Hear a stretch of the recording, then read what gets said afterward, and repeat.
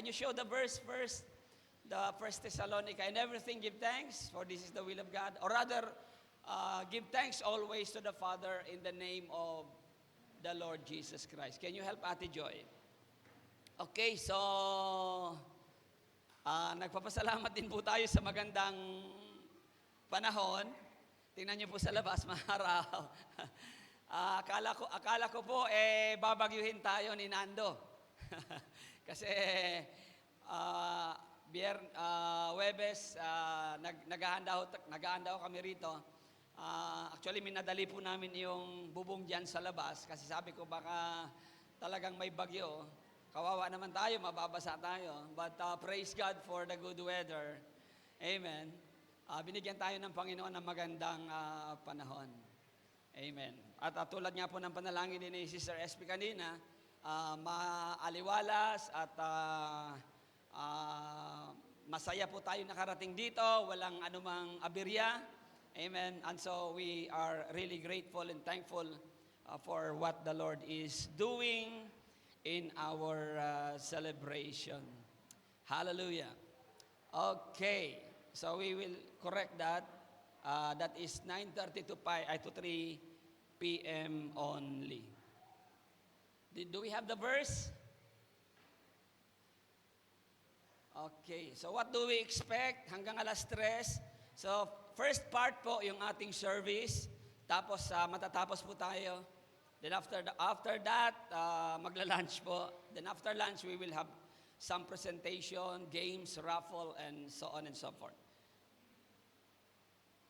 Okay, so our topic for today, our theme in our celebration, Thanksgiving celebration, we harvest as one.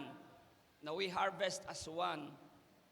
So, yung pong binasang mga talata kanina ay siya pong magiging batayan natin sa ating pangangaral o sa ating pag-uusap sa oras na ito. So, we harvest as one. Ayan. Ephesians chapter 4, 1-6. Sulat po ni San Pablo, binasa na po kanina, gusto ko pa rin pong basahin sa inyo. Kaya't ako, slide number 2, kaya ako na isang bilanggo dahil sa Panginoon, ay na nakikiusap sa inyo na mamuhay kayo gaya ng nararapat sa mga tinawag ng Diyos. Verse 2, kayo'y maging mapagpakumbaba, mahinahon, matyaga, mapagparaya, dahil sa inyong pagmamahal sa isa't isa. Verse 3, sikapin ninyong mapanatili ang pagkakaisang mula sa Espiritu sa pamamagitan ng kapayapaang nagbubuklod sa inyo. Verse 4, may iisang katawan at iisang Espiritu. Kung paanong may iisang pag-asa na para doon kayo'y tinawag ng Diyos. Verse 5, may iisang Panginoon, iisang pananampalataya at iisang bautismo. Verse 6, iisang Diyos at Ama nating lahat, siya ay higit sa lahat, kumikilos sa lahat, at nananatili sa lahat.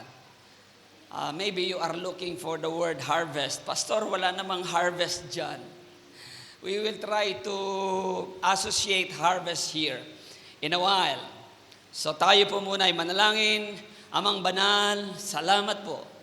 Salamat na kami ay pinahintulutan yung magsama-sama upang magpasalamat sa kabutihan niyo po sa aming mga buhay, sa iglesia, pati na rin po sa aming bayan. Salamat sapagkat ikaw ay kumukontrol ng lahat at walang anumang bagay na pwedeng mangyari labas sa iyong kapangyarihan. Kaya't nagpapasalamat kami na ligtas ang aming mga buhay. Sa kabila ng kaguluhan sa panahon ngayon, Panginoon, alam namin ang aming mga kababayan ay magdaraos ng isang malaking rally. Subalit kami na mga naririto, nagdaraos din ng isang malaking pasasalamat sa iyo. Sapagkat alam namin na bibigyan mo ng kapayapaan ang aming bayan, bibigyan mo ng kapayapaan ang iglesia, at ang bawat pamilya, bawat isa, bawat gawain upang sa ganon higit kang maparangalan sa aming mga buhay. Tanggapin mo ang aming pasasalamat sa pangalan ni Jesus. Amen. Okay. Sige, siguro later yung verse sa second part, Ate Joy, yung always give thanks to the Father in the name of our Lord Jesus Christ. Okay, so the topic is about unity, pagkakaisa. Nagkakaisa ho ang ating bayan ngayon na sumisigaw. Hindi ko alam anong oras yung rally. Siguro nung sumakay kayo ng jeep, ang sabi ng mga kapitbahay nyo, pupunta yan sa rally. Saan kayang rally sila pupunta? Sa Luneta ba o dito sa EDSA? Kasi mayroon pa po yata isa dito sa may parting circle. So, nagkakaisa ang bayan sa panawagan laban sa korupsyon. Today is the culmination day. Ano po? So, aware naman po tayo dyan kasi nanonood naman po tayo ng balita. Hindi tayo pwedeng maiwanan sa mga ganyang balita. Amen? Sapagkat tayo mga Kristiyano, responsibilidad natin na tayo'y nakikialam, pero hindi pakialamero. Nakikialam lang po para manalangin. Amen. Nakikialam para maging tinatawag na instrumento ng pagkakaisa, instrumento ng kapayapaan. Ang mga Kristiyano ay asin at ilaw ng sanlibutan. Kung wala po tayo, ang mundo po ay nasa kadiliman. Pero salamat sapagkat nakakilala tayo sa Panginoon at ang tawag ng Panginoon sa atin ay ilaw ng sanlibutan. Asin ng sanlibutan. At alam naman po natin ng asin. Ano nagagawa ng asin? Nagpipreserve po yan. Hindi pa nabubulok ang sangkatauhan, ang sistema ng sangkatauhan sapagkat naririto pa tayo. Nagsisilbi tayong asin. We preserve the world. That is our role here on earth, people. Ilaw at asin ng sanlibutan. Pero dapat ang sabi ng Biblia, dapat ang ilaw inilalagay sa ibabaw. Amen?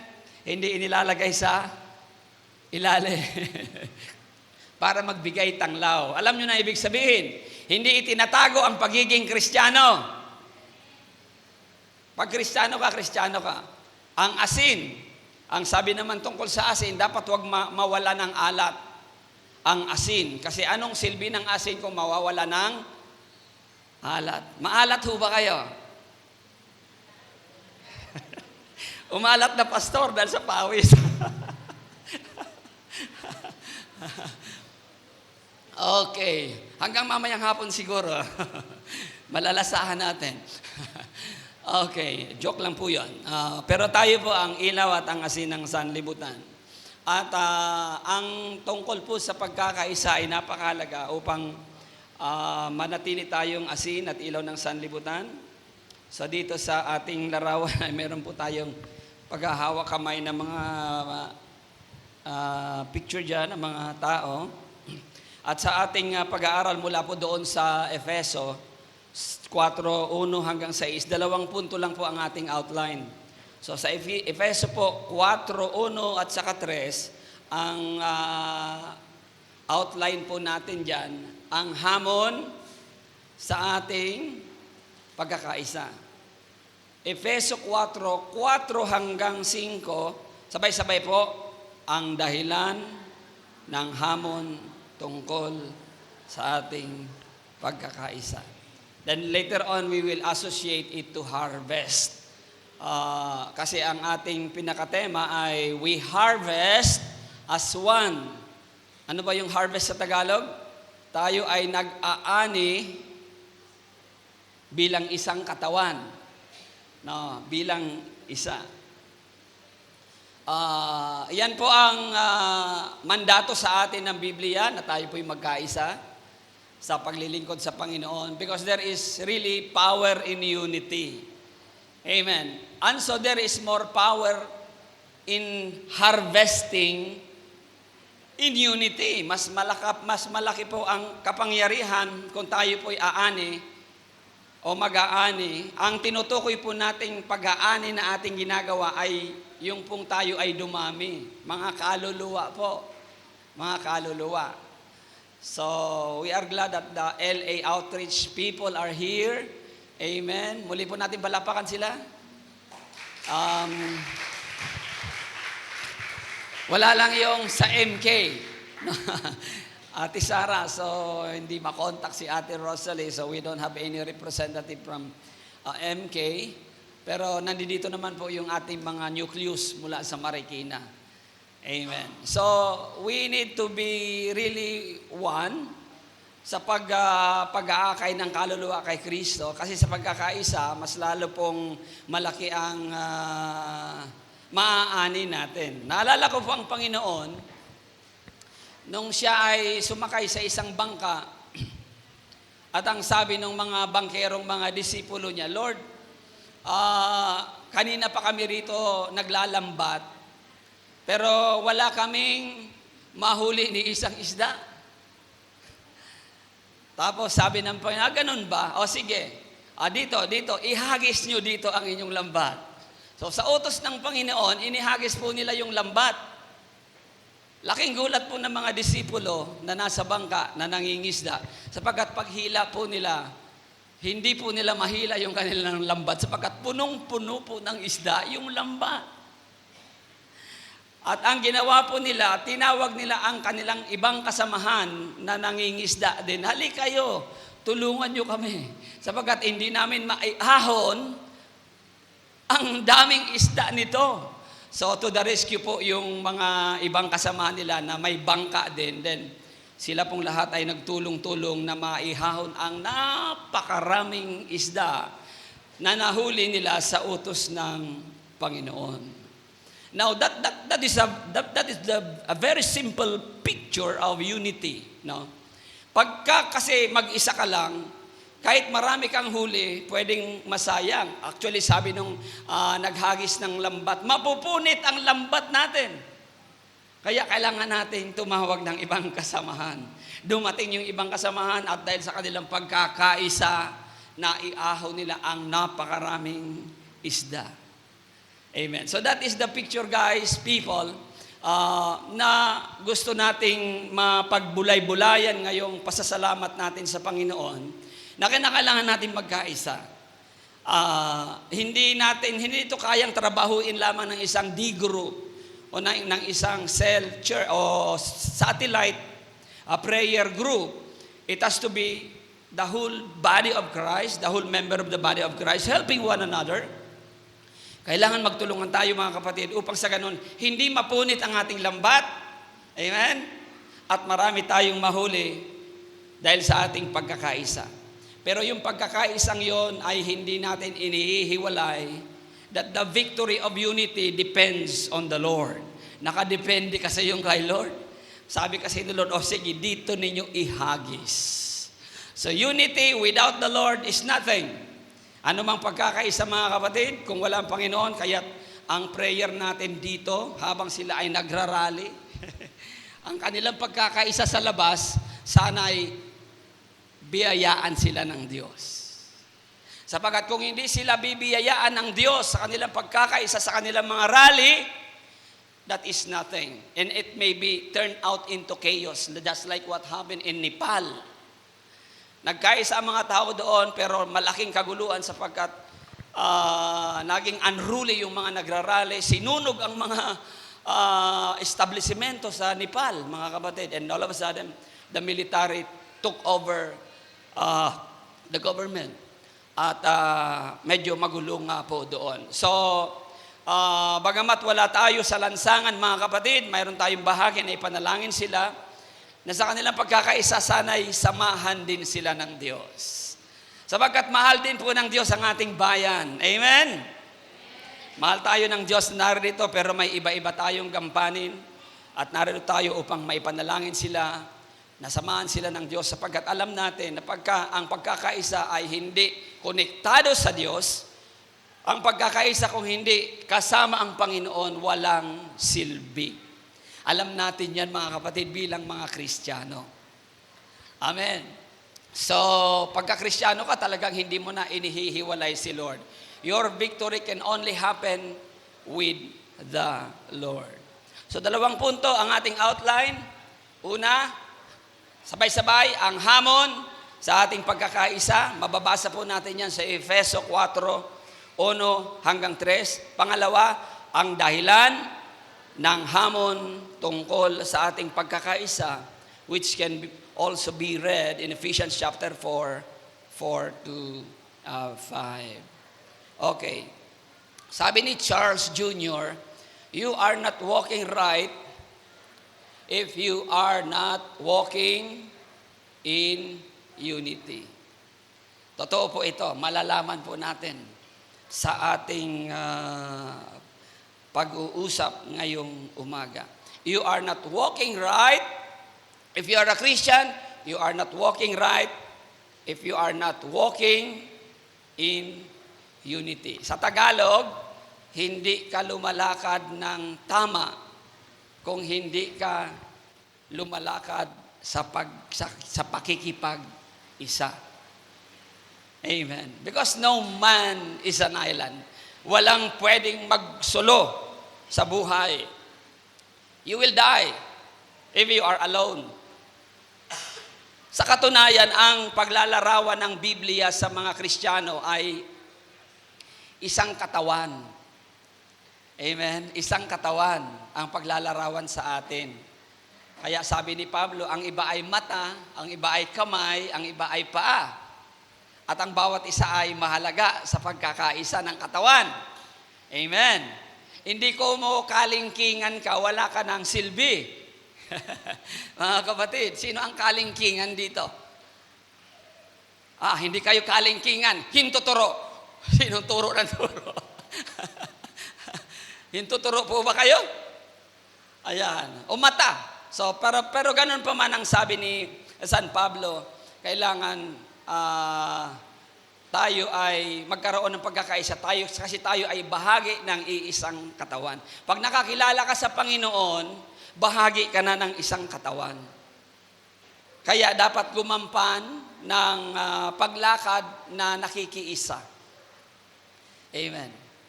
Gumampan ng paglakad na nakikiisa sapagkat pag ikay nakakilala sa Panginoon at hindi ka lumalakad sa pakikipag-isa, you are not walking right. Hindi ka lumalakad ng tama, mga kapatid. Simpleng halimbawa pa, huwag na tayong lalayo. Sa pamilya, di ba sa pamilya? Kailangan ng pamilya magkaisa. Kasi pag may humihiwalay ng plano dyan, nagsasariling diskarte, wala tayong bilang pamilya na maaabot sa ating mga pangarap at mga pangitain, mga kapatid. Tama po ba? Maliban na lamang kung nagsipag-asawa na sila. Pero kahit nagsipag-asawa ang miyembro ng pamilya, dahil bahagi pa rin sila ng pamilya, sila pa rin ay nakikiisa doon sa pinakahangarin ng magulang. Amen. Tama po ba? Yun po ang tama, yun po ang ideal.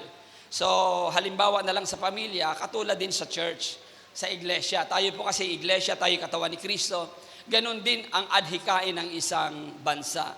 We need to be right in order to walk in unity. So let's go to number 1, hamon sa ating pagkakaisa.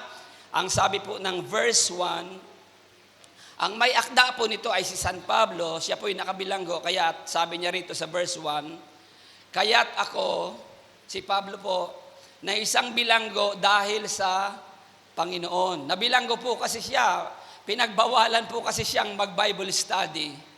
Nung araw po, bawal mangaral ng salita ng Diyos. May mga bansa pa rin pong bawal din. Pag nangaral po kayo doon, huhulihin din kayo, ikukulong kayo. Ano po, mayroon pa rin pong mga bawal na mga bansa, lalong mga komunistang bansa. Sa China po, medyo bawal pa. Si Pablo nakulong dahil sa pangangaral, paglilingkod. Kaya sabi niya, ako'y nakulong dahil sa Panginoon. Amen. Ay nakikiusap sa inyo na mamuhay kayo gaya ng nararapat sa mga tinawag ng Diyos. Letter A under number 1, it is expected really that we walk worthy. No? We walk right, we walk worthy, and we walk as a peacemaker. Because we cannot promote unity if we will neglect these things. Hindi tayo makakapagpasinaya ng pagkakaisa. Unang-una kung hindi tayo peacemaker, of course, if we will not walk right. Pagka kasi hindi ka lumakad ng may katuwiran, ang ibig kong sabihin, lumakad ka na iba ang pamumuhay mo sa komunidad, hindi ka pwedeng mag-contribute, hindi ka makakaambag sa pakikipag-isa. Halimbawa, nagnanakaw ka, di ba? Sinusunog mo ang ari-arian ng iba. You're walking differently. Can you promote unity? No, you cannot. Because you are not walking right. So walk as a peacemaker. Amen. Hindi tayo yung nag-uudyok ng away. Yung patuto kanina, may nagsaksakan daw po, Malamang may nag-udyok ng away. Pero tayo mga Kristiyano, we are not part of it. Amen. Sa halip tayo ay mga peacemaker. Amen. Pero pastor, sabi, delikado pastor yung peacemaker. Siya yung nasasaksak Yung umaawat pastor. Siya yung nadadamay. Siya yung nasasaksak. Madalas sa kwento po kasi tadi po ba, tumulong lang yung pang napasama. Pero di bali na. Basta tumulong ka, gumawa ka ng tama. Di ba? At nasaksak ka, namatay ka dahil sa paggawa ng tama. Mabuti yun. Kaysa namatay ka, gumawa ka ng masama. Which one do you like? Namatay ka dahil gumawa ka ng tama o kay namatay ka dahil gumawa ka ng masama? O siyempre yung gumawa ng tama. O kaya namatay ka na wala ka man lang ginagawa. Gusto niyo ba yung ganong buhay mga kapatid? Mamamatay tayo na wala man lang ginagawa. Wala man lang ambag sa komunidad, wala man lang ambag sa iglesia, wala man lang ambag sa pamilya. Hindi tayo papayag. Because we are called to be united with others, with the goal of a family, of a church. Kailangan mayroon tayong partisipasyon, mayroon tayong ambag, mga kapatid. Kaya maging sa kainan natin, ano ang ambag ninyo? Mayroon kayong ambag, hindi pwedeng wala, mga kapatid. So it is expected. Letter B, under number 1, ang hamon sa ating pagkakaisa. Hinahamon tayo magkaisa, pero we need to walk worthy of our calling. Balikan ko po yung calling sapagkat tayo tinawag ng Panginoon. Ang sabi ng Biblia, lumakad ka naman ayon sa pagkatawag sa iyo bilang asin at si ilaw ng sanlibutan. Amen.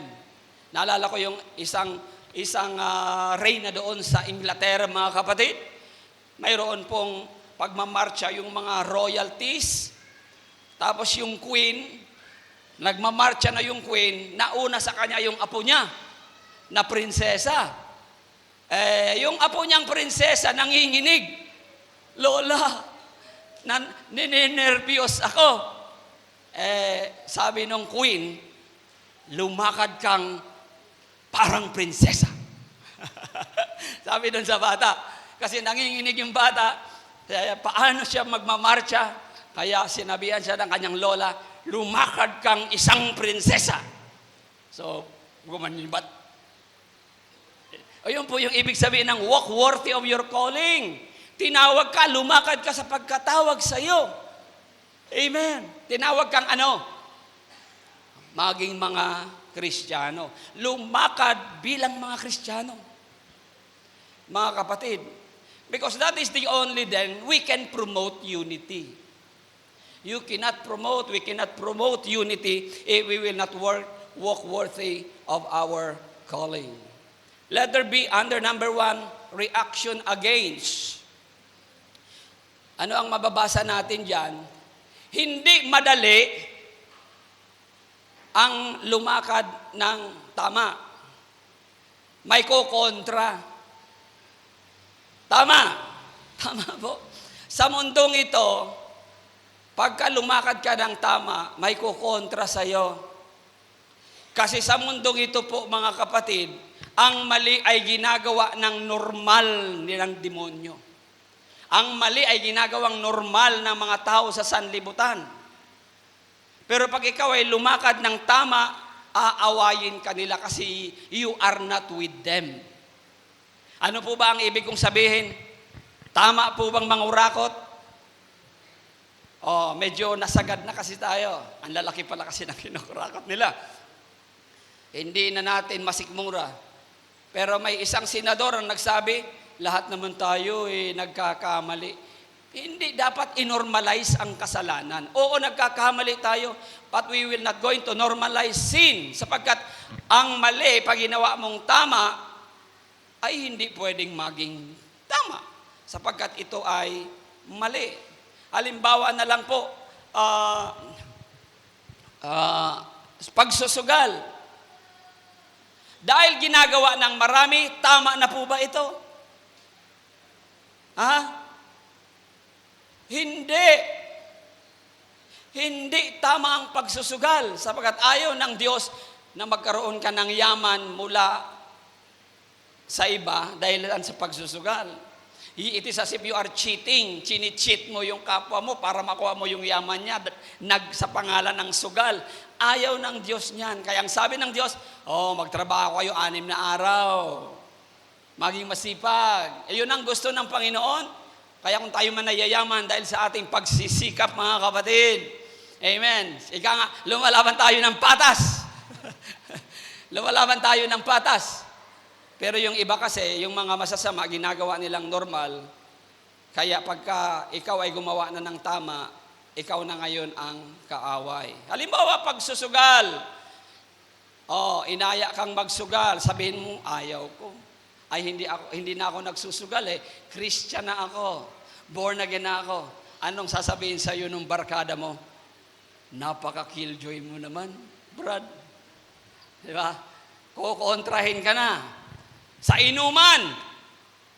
Normal ba ang mag-inuman? Ang uminom ng alak, normal ba? Ang magpakalasing? Normal po yan sa sanlibutan. Lahat ng kasayahan nila may alak. At pag may alak, may balak. Pag may balak, may alak. Kaya kasama yan, mga kapatid, sa masamang balak. Sa mga ginagawa ng tao sa sanlibutan, we are not against drinking wine per se. No? Kasi nakakatulong naman yan sa sikmura. Sa western countries, ang iniinom talaga nila doon, pag malamig, alak. Pero ang bawal ng Biblia, alam nyo kung ano, paglalasing. Paglalasing. So, yung mga naglalasing, pangkaraniwan na lang. Kaya pagka ikaw ay tumangging maglasing, kaaway ka nila. Kaaway ka nila. Bato-bato sa langit, wag magagalit. Yung kabaklaan. Ang kabaklaan sa sanlibutan, tanggap na. Di po ba? Lahat ng mga entities, lahat ng mga government, mayroon silang mga empleyadong ganyan, tanggap nila yan. Pero alam natin na hindi pwede yan, mali yan. Yung lalong-lalo na yung mga pumapasok na sa tinatawag na sexual na relasyon. Karumal-dumal sa harapan ng Diyos yan. Kaya pagka pinagbawalan mo sila, mali ang ginagawa mo. Lalo't nagsalita ka, kaaway ka na nila. Amen. Sino rito ang para wala lang ng gulo, hindi tatahimik ka na lang kahit alam mong mali yung kanilang ginagawa? Naging Kristiyano ka, hindi ka na dapat maging konsentidor. Kasi inaasahan ng Diyos bilang asin at ilaw ng sanlibutan na maninindigan ka sa tama. Pastor, aawayin ako. Ayun nga bang sabi ko sa inyo, pag inaway kayo dahil kay Kristo, dahil nanindigan kayo sa tama, ayun ang tama. Pastor, hindi na ako bibigyan ng pera ng anak ko. Pag pinagsabihan ko yon, mahirap nga naman na desisyon. Pastor, Paano na? Pag ako'y nanindigan sa tama, malaki ang mawawala sa akin. Anong gagawin ko? Mga kapatid, pag ganyan ang sitwasyon natin, manalangin tayo, humingi tayo ng tulong sa Diyos, tutulungan tayo ng Panginoon. Kasi ako'y naniniwala, pagka tayo nanindigan sa Diyos, ang Diyos ang tutulong sa iyo. Amen? Yes, I believe that. Pag nanindigan ka sa tama, ang Diyos ang tutulong sa iyo. Sapagkat sa paninindigan ng tama, ambag tayo ng pagkakaisa ng pamilya. Pagka umiiral ang kaguluhan, umiiral ang mali sa loob ng pamilya, mga kapatid, wala tayong mahihinatang magandang bagay o pagkakaisa sa loob nito. Kaya alam ni San Pablo yung tungkol sa pagkakaisa. Kaya sabi niya, maghanda kayo, ito ang dapat na reaction ninyo. Okay. Sabi ni Pablo, walk worthy of your calling. Magkaroon kayo ng pagkakaisa. Ako nakabilanggo, magkaisa kayo.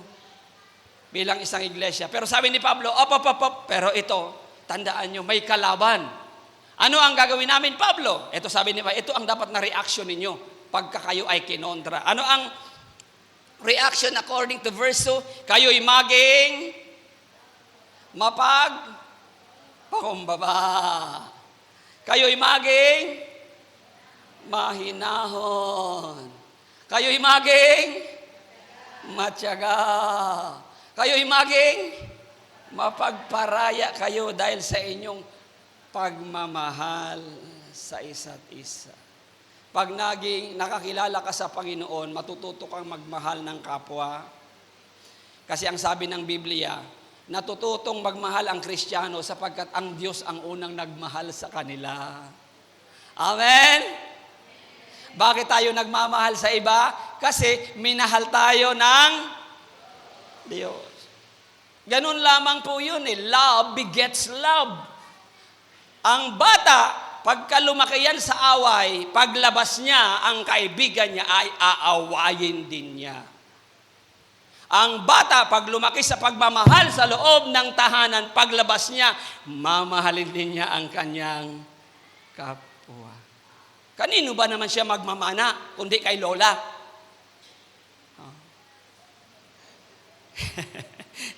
Kung si Lola masungit, kung si Lola bungangera, kung si Lola ay hindi nagpapakita ng pagmamahal, lalabas si Apo, pag may nakalaro yan, aaway. Kanino pa nga ba naman magmamana kundi kay Lolo? Kay Mama, kay Papa. Ang kailangan ng sanlibutan natin mga kapatid ay pamilyang nagmamahalan sa loob. Kasi ang sosyudad, mamahalin ng bawat pamilya kung ang pagmamahalan nagsisimula sa loob. Kaya huwag magpakita ng maling halimbawa sa mga kabataan. Anak, masamang magmumura, ikaw ang diprimera eh. Umaga pa lang, ang lutong na ng mga mura mo. Anak, masama ang uminom ng alak. Nakikita ka, uminom ka ng alak. Anak, masama ang magsugal. Ikaw nakikita, nagsusugal ka eh. Anak, masama ang maging marites. Hindi ka nga marites, pero marisol ka naman. Alam niyo si Marisol? Mga kapatid, kawing-kawing ito. Ang kabutihan ng ating bayan nakasalalay sa komunidad. Ang kabutihan ng komunidad nakasalalay sa iglesia. At ang kabutihan ng iglesia nakasalalay sa bawat pamilya. Amen. Gusto nyo magbago ang bayan, simulan sa loob ng pamilya. Maging mapagmahal, mapagparaya, mapagpakumbaba, mahinahon at matyaga. Isa-isahin natin ito. Mapagpakumbaba. Sa English, lowliness or humbleness. May binabagit si Pablo sa Filipos 2, versikulo 3. Ang sabi niya, huwag kayong gumawa ng anuman dahil sa pansariling layunin, pagyayabang, sa halip, bilang tanda ng pagpapakumbaba, ituring ninyong higit ang iba kaysa sa inyong mga sarili. So Paul is advising us a secret. Paano magpapakumbaba? Ito ang secret. Para matuto tayo magpakumbaba, ituring mo daw ang kapwa mo na mas mataas kaysa sa'yo. Amen? Kaya ba? Kaya ba? Pastor, ako yata ang reyna sa loob ng pamilya. Ako ang boss sa loob ng kumpanya ko, pastor. Hindi pwedeng mababa ako, mataas ako. Sa mga kaklase ko, pastor, ako ang presidente. Ako ang matalino, kayo mataas ako. Talagang hindi ka magpapakumbaba pagkaganyan ang asta mo. Ano po? Anong gagawin mo? Mayabang. Ang nasa kapangyarihan ay may ipagyayabang. Pero nasa kapangyarihan ka man, kung ito, papakinggan mo si San Pablo, ituring mo daw ang iba na mas mataas kaysa sayo, magpapakumbaba ka. Ganun naman kasimple, mga kapatid. Ano man ang posisyon, ano man ang kalagayan sa buhay, mayaman ka man, may pinag-aralan, you consider, ang sabi ni Pablo, guys, brethren, ituring mo ang kapwa mo na mataas sa iyo. Tingnan ng katabi, mataas yan sa iyo. Huwag tayo titingin, brother. Mataas yan sa iyo. Amen. Sa ganong pamamaraan, pagka may aberya sa pagkakaisa, ang ating magiging reaksyon ay pagpapakumbaba. Humbleness, lowliness. Number 2, mahinahon, maamo, o kaya gentleness. Ang sabi ng Panginoon sa Mateo 5, versikulo 5, mapalad ang maamo sapagkat mamanahin nila ang lupa.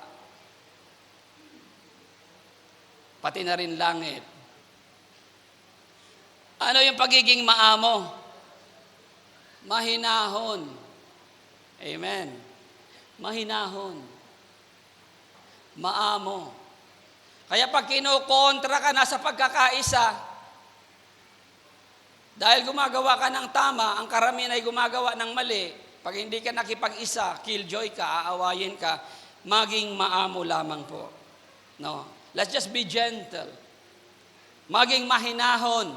Paano ba magiging mahinahon? Pag may umaaway sa'yo, huwag mong tapatan ng away din. Parang ganon.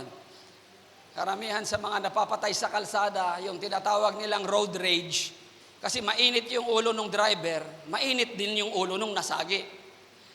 May baril yung isa. Ano po? Parehong mainit ang ulo, nagsalubungan yung dalawang mainit na ulo, may namatay na isa. Maaring ganon ang dahilan sa patotoo ni Nanay Adelina. Ano po? Pero kung tayo ay magiging mahinahon, aralin, maging mahinahon, hindi dumarating ng kusa. Sabi nila, ang secret ng pagiging mahinahon ay bago ka mag-react, bumilang ka muna ng 100. Ginawan ka ng masama, pag-react ka na, bilang ka muna daw po ng 100. 1, 2, 3, 4, 5, 6, 7, 8, 9, 10. Natapos mo yung pagbibilang mo, lumamig na po yung ulo mo. Kasi madalas po sa maling mga desisyon natin, maling mga nagagawa, sapagkat mainit po yung ating ulo. Tama po. Mainit po yung ating ulo. Pastor, pwede rin po bang mag-init ang ulo ng mga Kristiyano? Ay, opo. Tao lang po tayo. Umiinit din po yung ulo natin. Ano po? Diba? Lalo na pagka walang pera ang ating bulsa. Ay, talaga. Pati high blood kasama dyan.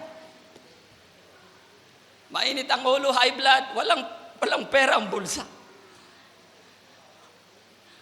At sasabihin mo doon sa mga kasama mo, huwag niyo akong masino-sino. Huwag niyo akong masagi-sagi. Mainit ulo ko. Tatawa si nanay. Pero kahit medyo umiinit ang ulo natin, mga kapatid, sapagkat hindi naman tayo exempted, tao lang tayo, mayroong pamamaraan. Amen? Mayroong pamamaraan. Anong pamamaraan? Pagiging maamo o pagiging mahinahon. So sana paglabas natin dito, mga kapatid, pag-uwi niyo ng bahay, at may madatnan kayong nakakainit ng ulo, may madatnan kayo sa bahay, maging mahinahon.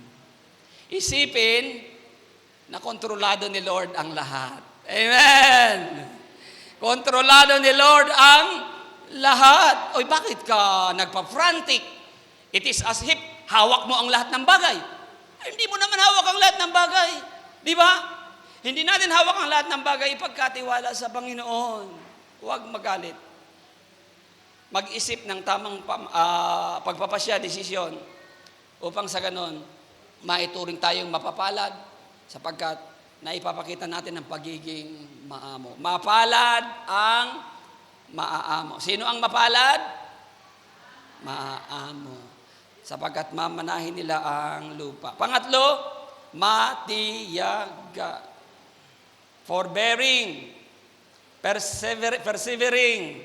Matyaga. Unang Tesalonica 5:14, mga kapatid, ipinapakiusap din namin na inyong pagsabihan ng mga tamad, pagpasiglahin ng mahihinang loob. Mayroon po kasing mga tamad, kahit Kristiyano na. Mayroon din pong mahihina ang loob, kahit mga Kristiyano na. Yung malakas, anong gagawin? Sa mga kapatid na malakas, ipinapakiusap ni San Pablo na kalingain ang mga mahihina. Maging matyaga kayo sa kanilang lahat. So, sino ang gustong manatili sa samahang ito?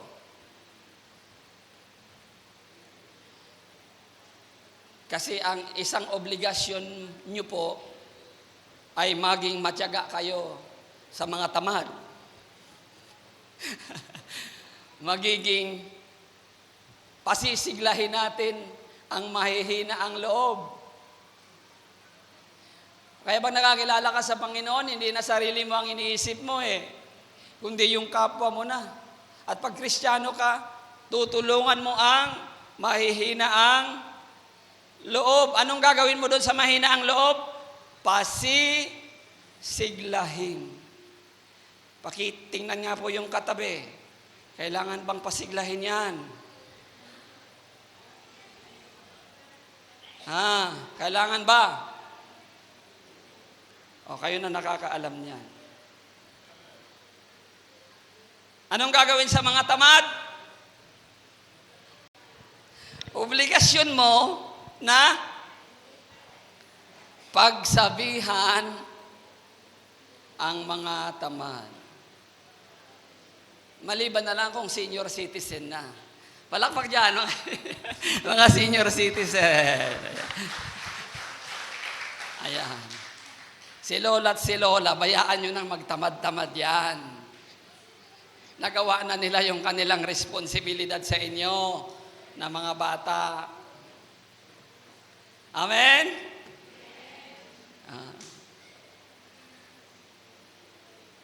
Okay. Pero alam nyo naman ang mga lolo't lola, kung nasanay talaga yan na masipag, kahit lolo't lola na yan, masipag pa rin. Ano po?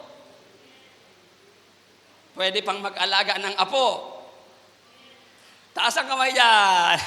Nag-aalaga ng apo.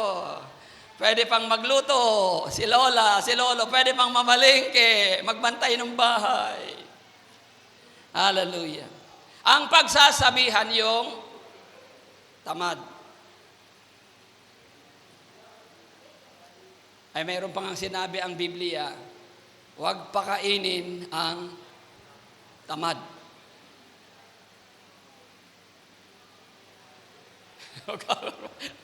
Huwag pakainin ng tamad. Pastor, akala ko ba kalingain ang mahihina ang loob? Mahihina ang loob. Huwag kalingain ang tamad.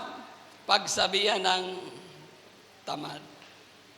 Pero unawain naman natin, kasi kayo mga lola nga, siyempre, mahihina na po yan. Baka naman talagang may sakit na yung tao, kaya medyo parang hindi makakilos. Mag-unawaan ho tayo. Pangapat, hindi nakakasunod, mapagparaya o mangagtiisan, tolerant. Pagka pumalya yung tatlo, mayroon ka pang isang alas. Ano yung alas? Mapagparaya.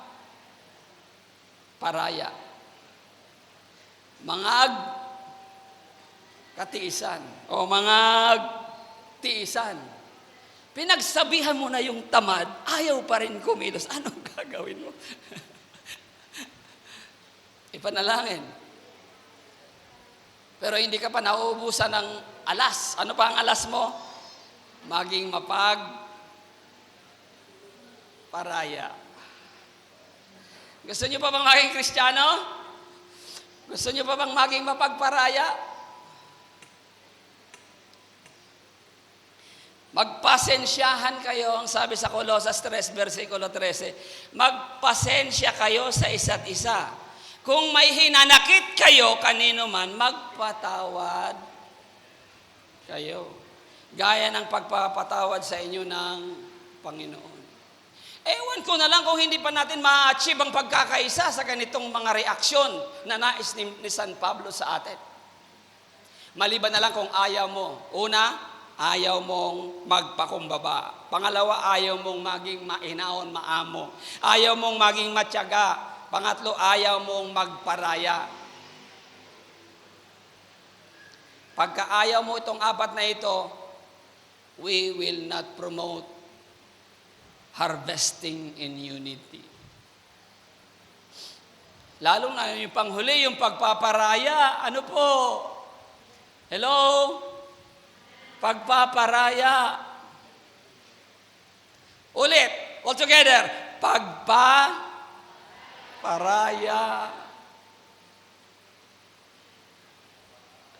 Kinuha ang gamit mo ng kapatid mo.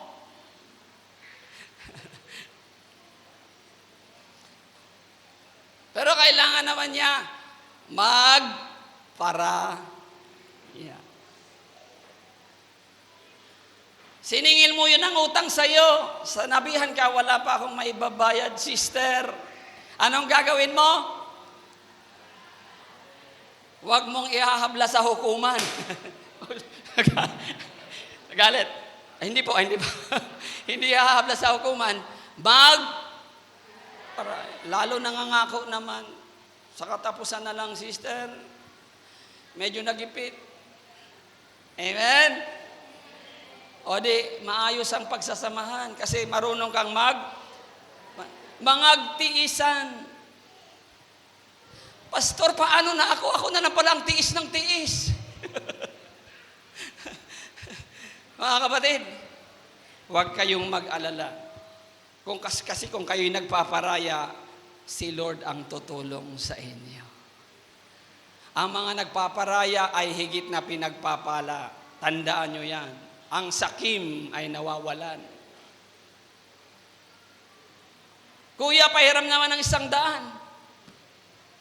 100 ang lang ang pera ko. Anin mo ba? Kuya, kailangan kong ibayad. Meron akong gasto sa school. Ibibigay mo ba yung pera mo sa kapatid mo?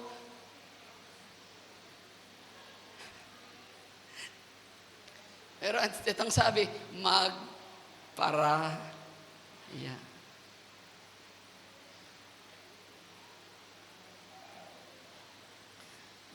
Hallelujah. Yung mga bagay na pwedeng iparaya, sapagat mayroon din naman may mga bagay naman na hindi natin pwedeng ipagparaya, mga kapatid. Hindi mo naman pwedeng ibigay yung asawa mo sa iba.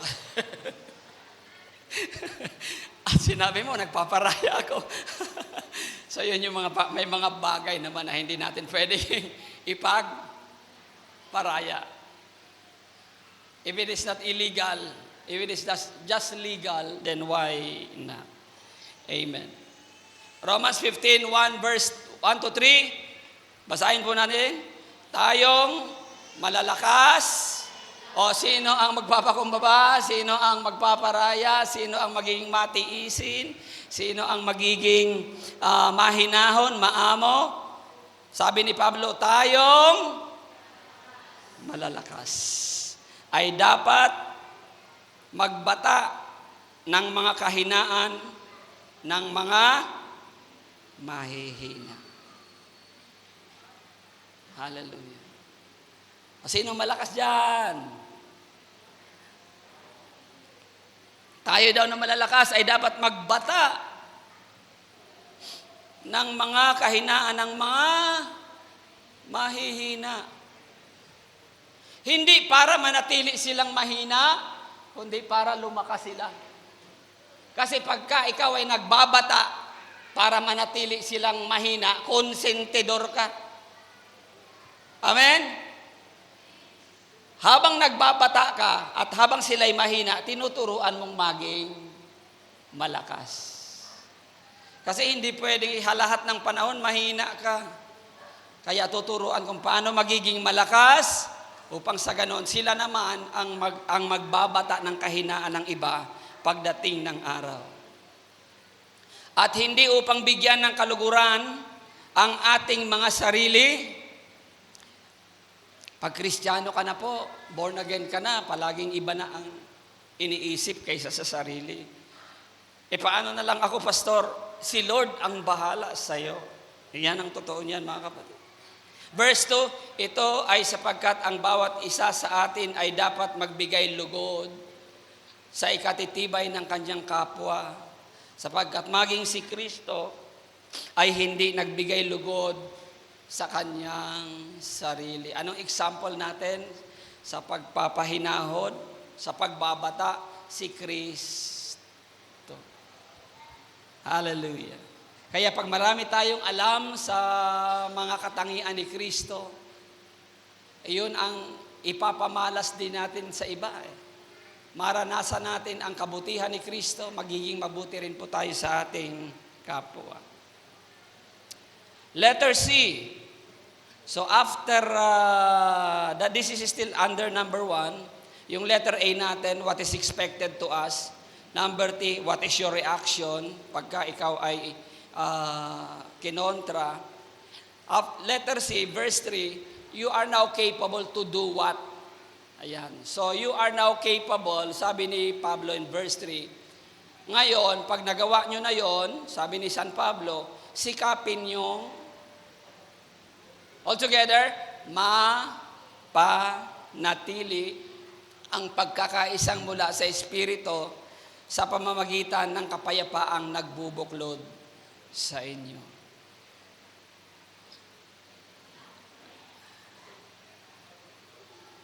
Sabi ni San Pablo, sikapin. Hindi ba automatic yun, pastor, pagka ako'y nagpakumbaba?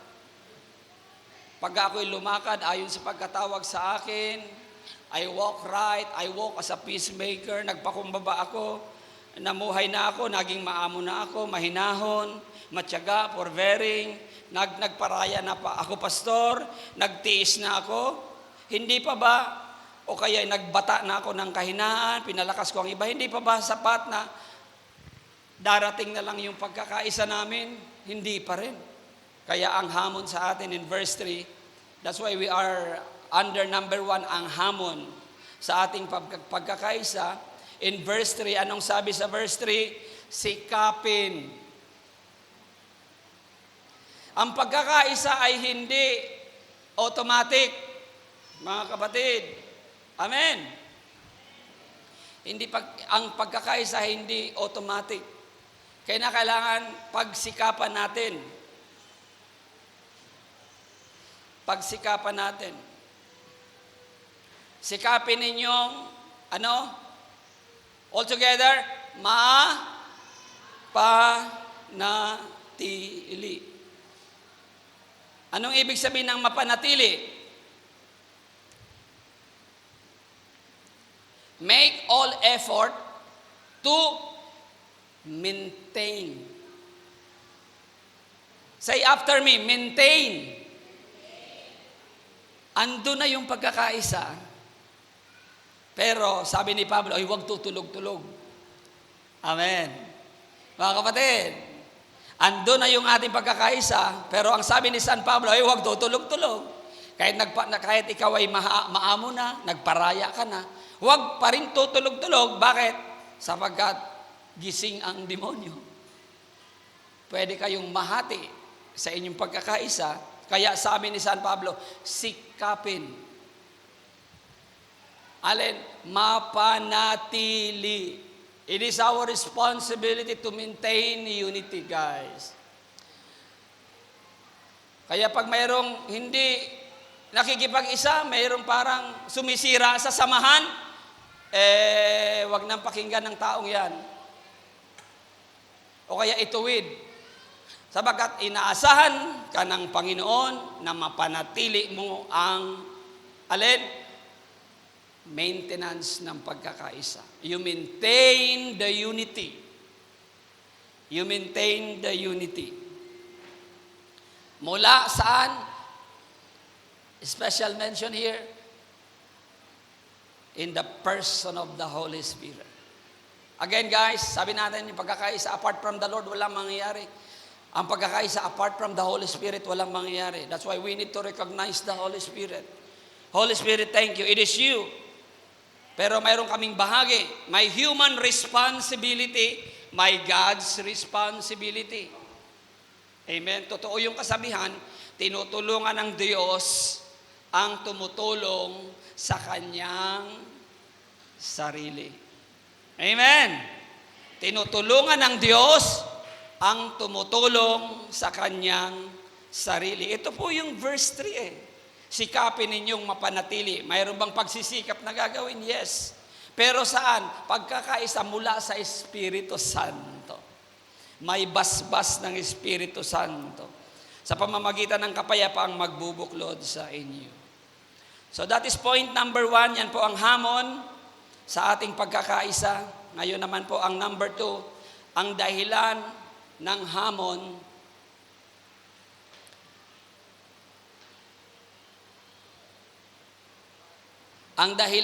hamon sa ating pagkakaisa. Sabi po rito, the unity of the church is securely rooted in the unity of the Godhead. Ang pagkakaisa ng iglesia, ang pagkakaisa ng pamilya, siguro pwede nating sabihin, ang pagkakaisa ng bayan, ito po ay umuugat sa pagkakaisa ng ating Diyos. Mayroon lamang po tayong iisang Diyos. Amen? Pero itong iisang Diyos na ito ay nahahayag sa 3 persona. Sino sila? Ang Ama, Anak, at Espiritu Santo.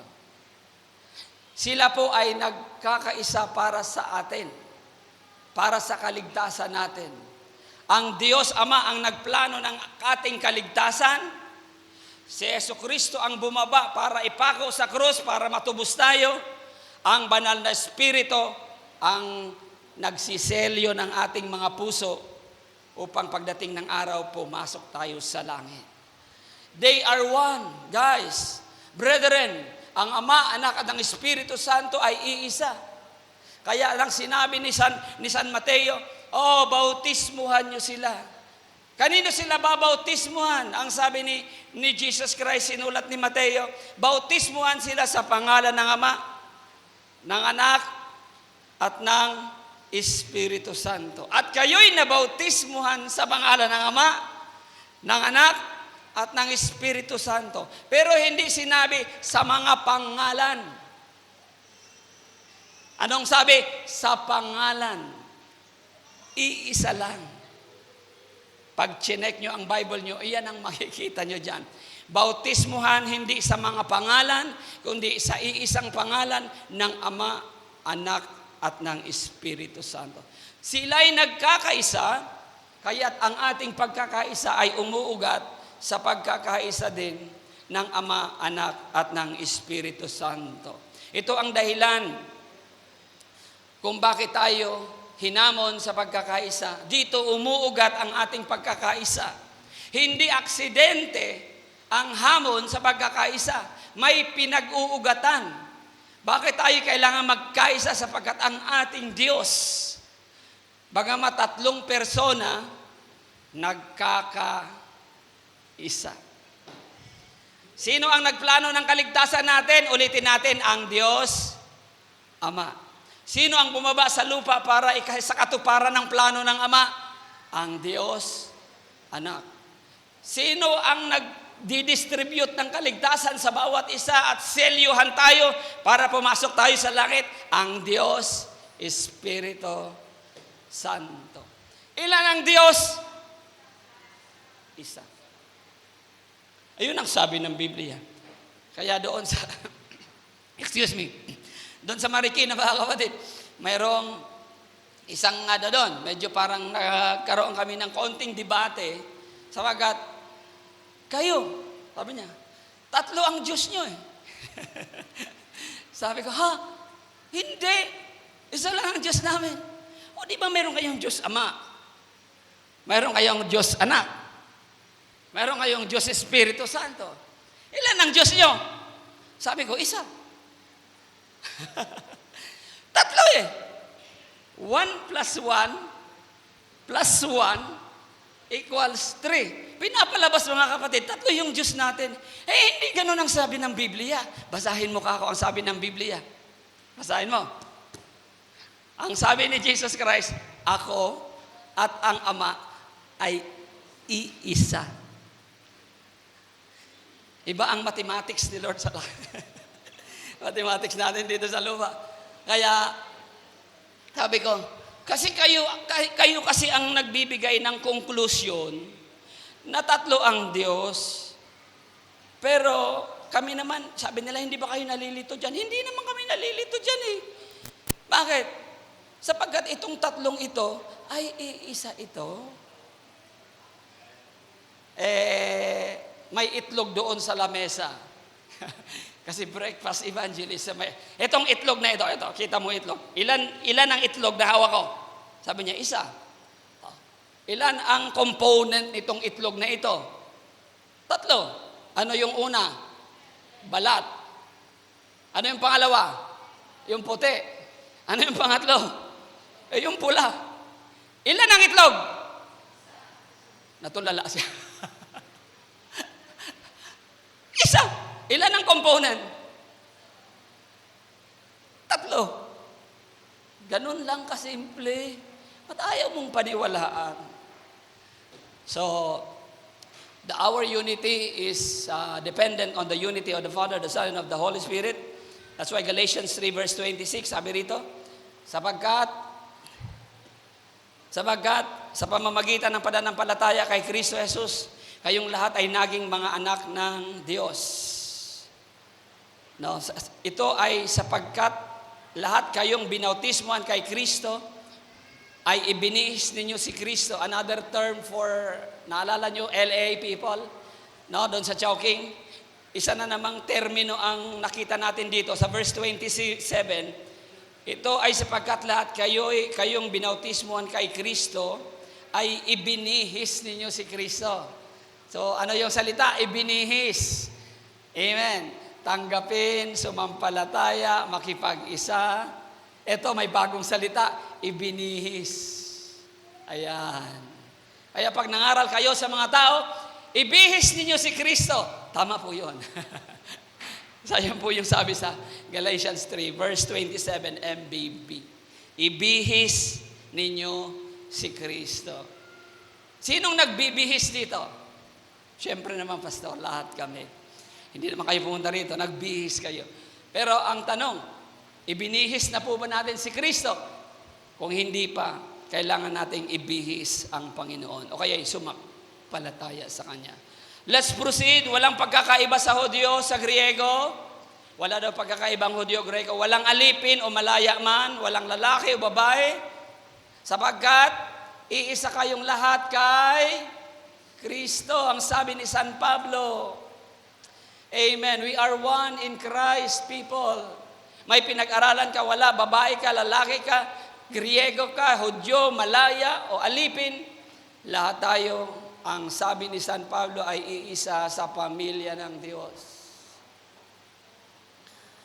We are one in the bond of Christ. We are one in the bond of love. And verse 29, yamang kayo ay kay Kristo, binhi kayo ni Abraham at mga tagapagmana ayon sa pangako. Okay, so let's continue. The last verse, dito po tayo magtatapos. This is the very prayer of Jesus. Panalangin po ni Jesus ito. Naitala po yung panalangin ng Panginoon sa aklat ni San Juan 17. Sa verse 21 po ang sabi ng panalangin ni Jesus Christ, idinadalangin ko sila. Sinong sila? Tayo, nasasampalataya sa Kanya, na maging isa. Okay? So, saan ang gagaling yung hamon ng pagkakaisa? Sinabi ni San Pablo na tayo'y magkaisa. Dahilan ang Ama, Anak at ang Espiritu Santo, umuugat dito ang ating pagkakaisa. At ngayon, napag-aalaman natin na prayer request pala ito ni Jesus, no?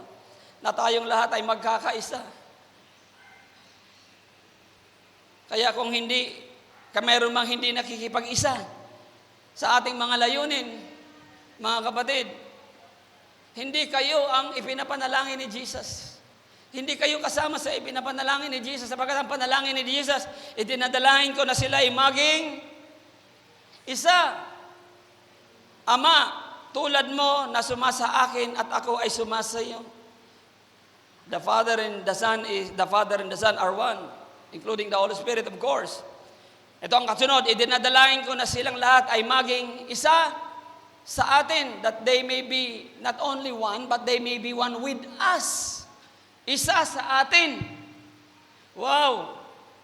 Makasalanan tayo, mga kapatid, pero minimithi ng Diyos na makaisa tayo ng Diyos. Amen! Palapakan natin ang Panginoon. Salamat, Lord! Papunta kami sa impyerno, pero minabuti mong makakilala kami sa iyo, pero ito pa ang gusto mo, makipag-isa kami sa iyo. Amen. Maging isa. Wow! Kaya pagdating doon sa langit, ang gusto ng Diyos, kapiling natin siya. Kasi yun ang gusto ng Panginoon. Isa tayo sa langit. Isang pamilya, isang tahanan, mga kapatid. Hallelujah. What a picture of unity. Idinadalangin ko na silang lahat ay maging isa sa atin. May dahilan. Mayroon pa kasing mga hindi sumasampalataya. Yung pagkakaisa natin, mga kapatid, ang sabi rito, upang basa ang sangkatauhan ay sumampalataya. Ready to be harvested. Tayo, naani na tayo. Marami pang hindi nakakakilala sa Panginoon. Marami pang hindi sumusunod sa Panginoon. Marami pang hindi nagbibihis, hindi pa ibinibihis si Kristo. Marami pang hindi nakikipag-isa kay Kristo ang mga tao sa sanlibutan. Upang ang sangkatauhan, sila man ay sumampalataya. Pero ano ang karisma na ipapakita natin sa kanila upang sila ay sumampalataya? Ano ang karisma? Pagkakaisa. Walang makakakilala sa Diyos kung hindi tayo magkakaisa. Kaya, yung mga invited natin sa Chowking ba, LA? Anong gusto niyong tawag? Kanina kasi Chowking. Yung mga taga-Chowking. May bago kayong pangalan, mga taga-Chowking. Yung mga taga-LA, kung hindi nagkaisa ang mga taga-Murphy, hindi namin kayo nakilala. Pwede ba tayo magpasalamat sa Panginoon? Salamat, Panginoon. Yung mga nagkaisa at saka yung mga sumampalataya, parehong magpapasalamat sa Panginoon. Ang karisma na ipapakita natin upang sila man ay sumampalataya. Ready to be harvested. Amen. Handang anihin, kundi po yung ating pagkakaisa. Na ikaw ang nagsugo sa akin. Hallelujah. That is the only way to go, people, brethren. Hallelujah. Malapit nang dumating ang Panginoon, malapit na wakas ng panahon. The whole world is in turmoil already, corruption beyond reach, no? Grabe na po. So, malapit na wakas ng panahon, pero marami pa ang hindi nagbibihis o binibihis si Kristo. Nasa atin. Pagkaisahan natin sila. Amen. Pagkaisahan natin ang mga hindi pa sumasampalataya, hindi para pagkaisahan para sila'y sumampalataya din. Isipin nyo, mga kapatid, pag pinagkaisahan natin ang isang tao para makakilala sa Panginoon, what a wonder it will be. Kaya yung absent, pagkaisahan nating dalawin, kumustahin, mga kapatid. Pwede ba? Pwede ba? Yung mga prospect, pagkaisahan natin. Ewan ko ba naman pag hindi natin pinagkaisahan yan. Hindi natin yan anong tawag doon? Yung binubugbog na tao, tawag doon. Pinagkaisahan. Mayroong salita doon, kasalitang kanto. Kinuyog. Pag hindi ba naman natin kinuyog, mga kapatid, because we are one. Amen. O sino ang wala ngayon dito? Kuyugin natin. Manalangin tayo. Amang Banal, maraming salamat. Hindi naman kami kukuyog para saktan sila. Kukuyog kami upang ipadama sa kanila ang pagmamahal mo. Ang kabutihan mo, O Diyos. Sapagkat kung paano namin nararanasan ang kabutihan mo, gusto rin namin iparanas ito sa kanila. Upang sa ganon, sa aming pagkakaisa, hallelujah, sila man ay sumampalataya at maging handa sa pag-ani na dapat gawin ng iglesia upang hindi lamang kami ang pumunta sa langit pagdating ng araw, kundi sila man. Patuloy niyo po kaming pagkaisahin.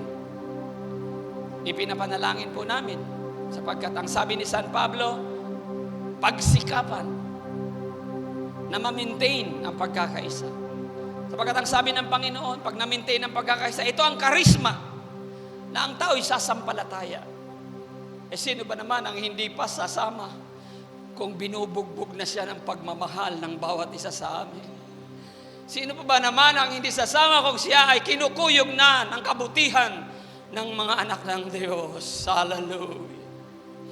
Tanga na lang ang tatanggi sa kabutihan na pwedeng ipakita ng mga Kristiyano sa hindi pa nakakakilala sa iyo, O Diyos. Nadalawin sila sa kanilang mga kahinaan. Tulungan sila sa kanilang mga problema. Hallelujah. Sino ba namang tao ang hindi aanib sa pamilya ng Diyos? Kung ang mga anak ng Diyos ay nagsisikap bawat isa at nakikipag-isa upang ipadama ang pag-ibig ng Diyos sa sanlibutan. Ginagawa namin ito, Panginoon, sapagkat Ikaw naman ang unang umibig sa amin. Ang sabi ng Biblia, ganun na lamang ang pag-ibig ng Diyos. Ganun na lamang ang pag-ibig ng Diyos sa sanlibutan na ibinigay niya ang kanyang bugtong na anak na ang sino ang sumampalataya sa kanya ay huwag nang mapahamak, kundi magkaroon ng buhay na walang hanggan sa langit. Hallelujah. Maiksi lang ang buhay namin, Panginoon. Hallelujah. Ito ang buhay na kalugod-lugod sa iyo. Ang gumawa kami ng tama, maging tagapamagitan ng kapayapaan. Hallelujah. And we will be the people you want us to be, light and salt of this world. Hallelujah. Kaya bayaan mong sama-sama kami magpasalamat sa iyo sa iyong patuloy na ginagawa sa aming kalagitnaan, sa pagtuturo, sa pangangaral, sa pagtutuwid, sa biyaya, sa pagkakaisa. Salamat Panginoon. Salamat, Ama, sa pangalan ng Panginoong Hesus Kristo. Ang lahat ay magsabing, Amen.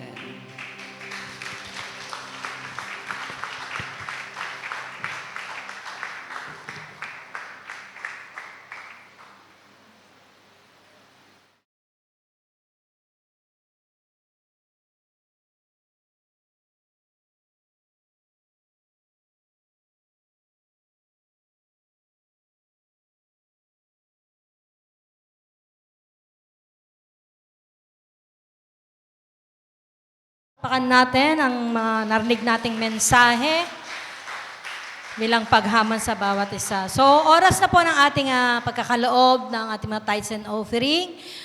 Yung mga LA, pwede din pong, asa na yung ating box? Pwede din po kayong maglagay doon sa likod. Meron pong box doon sa likod. Sa tabi ng pintuan, pwede din dito sa may harapan po. Yan. So, tayo pong lahat ay magkaloob sa ating pong Panginoon.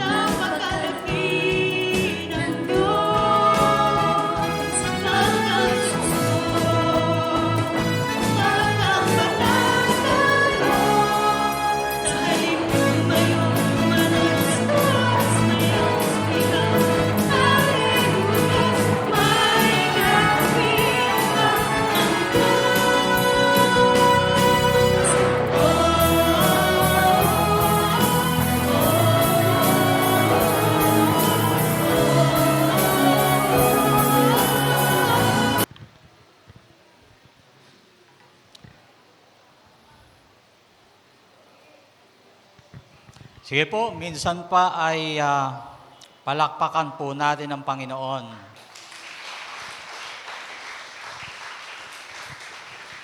At maligayang pagbati sapagkat dumating na naman po yung pagkakataon na ito para mapasalamatan natin ang Diyos